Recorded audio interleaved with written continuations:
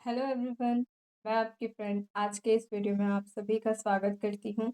आप सभी को पता है कि ये वीडियो सेमेस्टर 5 जिनका ज्योग्राफी ऑनर्स है उन स्टूडेंट्स का रहने वाला है। मेजर 10 आर्थिक भूगोल के यह आखिरी वीडियो है। इसके बाद हम शुरू करेंगे मेजर 9 ह्यूमन ज्योग्राफी। तो यदि आप हमारी इस वीडियो पर नए हों तो वीडियो को लाइक करें, चैनल पे नए हो तो चैनल को सब्सक्राइब करें ताकि इसकी नेक्स्ट वीडियो की नोटिफिकेशन आपको सबसे पहले मिलती रहे। और वीडियो को अपने दोस्तों के साथ भी शेयर करें ताकि उन्हें भी अपने स्टडी में हेल्प हो। तो चलिए वीडियो को शुरू करते हैं।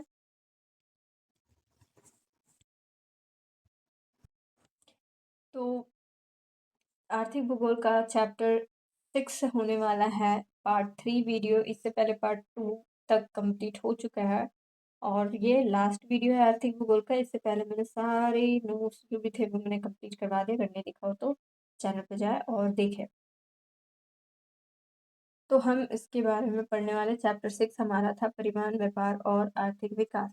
तो ये हम आगे पढ़ने वाले हैं। टॉपिक है हमारा विश्व के आर्थिक प्रदेशीकरण का आधार। तो विश्व का जो आर्थिक प्रदेशीकरण है उसका आधार क्या है, मतलब उसे जो वर्गीकृत करने के आधार क्या है। मतलब वो अब बोला जा रहा है कि आर्थिक प्रदेशीकरण वह प्रक्रिया है जिसके द्वारा संपूर्ण विश्व को आर्थिक विकास, संसाधनों, उत्पादन की समानताओं या कार्यात्मक निर्भरता के आधार पर अलग अलग स्पष्ट करने क्षेत्रों में विभाजित किया जाता है। इसका मुख्य उद्देश्य प्रभावी आर्थिक नियोजन और क्षेत्रीय विकास होता है।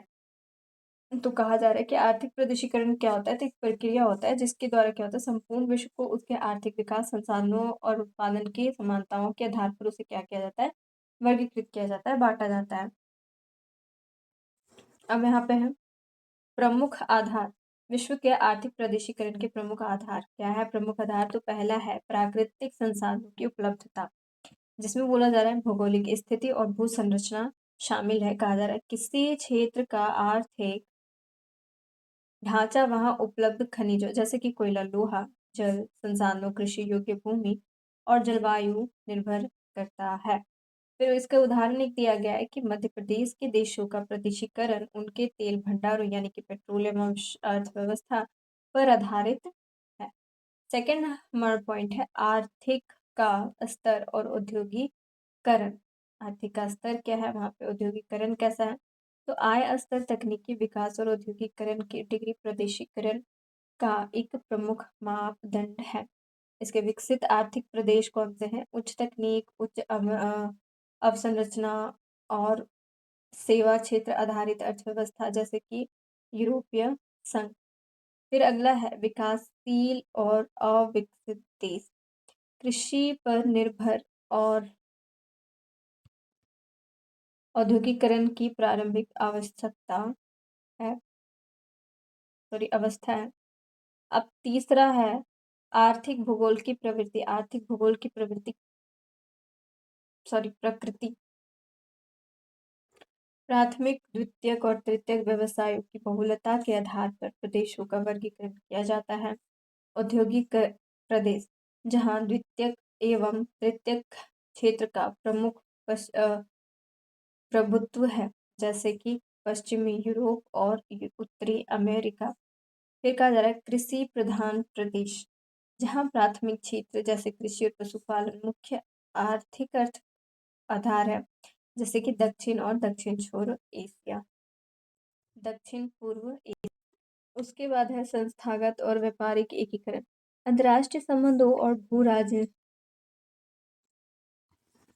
राजनीति के तहत देश आर्थिक लाभ के लिए आपस में व्यापारिक और संस्थागत समझौते करते हैं। इसके तहत मुक्त व्यापार क्षेत्र, सीमा शुल्क संघीय साझा बाजार का निर्माण होता है। जैसे कि यहाँ पे उदाहरण में है ईयू के द्वारा, एएसईएन के द्वारा या फिर मर्कोसुर के द्वारा। फिर अगला है कार्यात्मक अंतर्निहित और परिवहन नेटवर्क। तो इसमें कहा जा रहा है आर्थिक प्रदेशीकरण केवल समरूपता तक सीमित नहीं है बल्कि यह कार्यात्मक संबंधों पर भी आधारित है। फिर है इनमें परिवहन, गलियारे, डिजिटल परिवहन और वैश्विक मूल्य श्रृंखलाएं प्रमुख केंद्र रूप में कार्य करती हैं। उदाहरण विश्व एशिया पर चीन और सिलिकॉन वैली जैसे तकनीक केंद्र अन्य क्षेत्र का अलग नेटवर्क से जोड़ते हैं।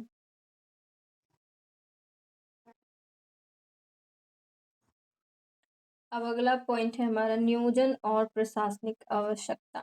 सरकारों और अंतर्राष्ट्रीय संस्थाओं द्वारा प्रादेशिक समस्याओं को दूर करने के लिए आर्थिक क्षेत्रों का गठन किया जाता है। इसका लक्ष्य संतुलित विकास, स्थानीय संसाधनों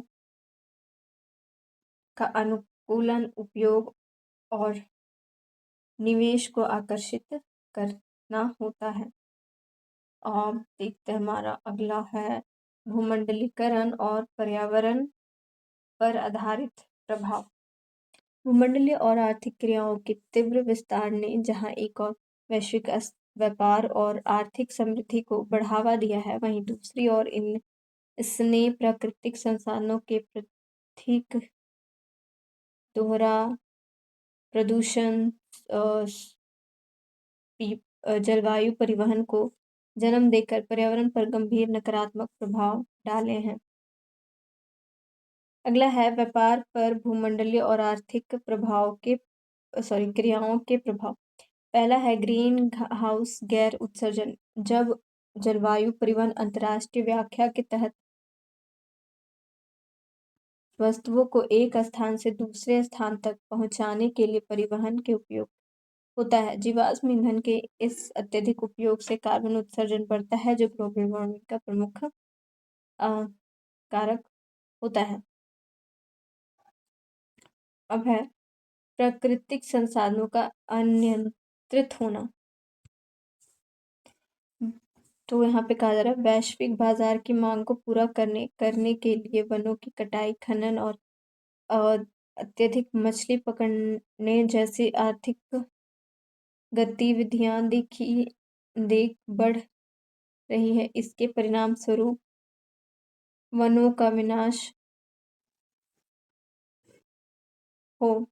नहीं हो रहा है। अच्छा, विनाश हो रहा है और पारिस्थितिकी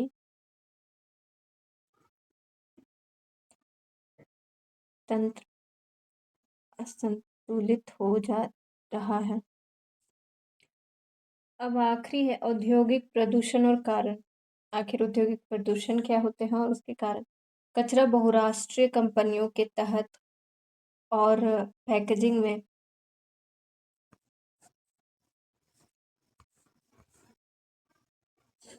उसके बाद है प्लास्टिक का उपयोग बहुत बढ़ गया है। इलेक्ट्रॉनिक कचरे और गैर बायोडिग्रेडेबल सामग्रियों के अनुचित प्रबंधन से भूमि और जल प्रदूषण को समस्या विकराल हो रहे हैं। फिर है जैव विविधता को खतरा। वैश्विक परिवहन और जहाजों के माध्यम से कई आक्रामक प्रजातियों एक दूसरे से दूसरे क्षेत्र में पहुंच जाती है। इसके अलावा जागृत आवातोषों के नष्ट होने, विलुप्त होने की कगार पर है। अब अगला है पर्यावरण संरक्षण और हरित क्रांति का प्रसार। सकारात्मक पक्ष में भूमंडलीकरण ने दुनिया भर में पर्यावरण के प्रति जागरूकता फैलाई है।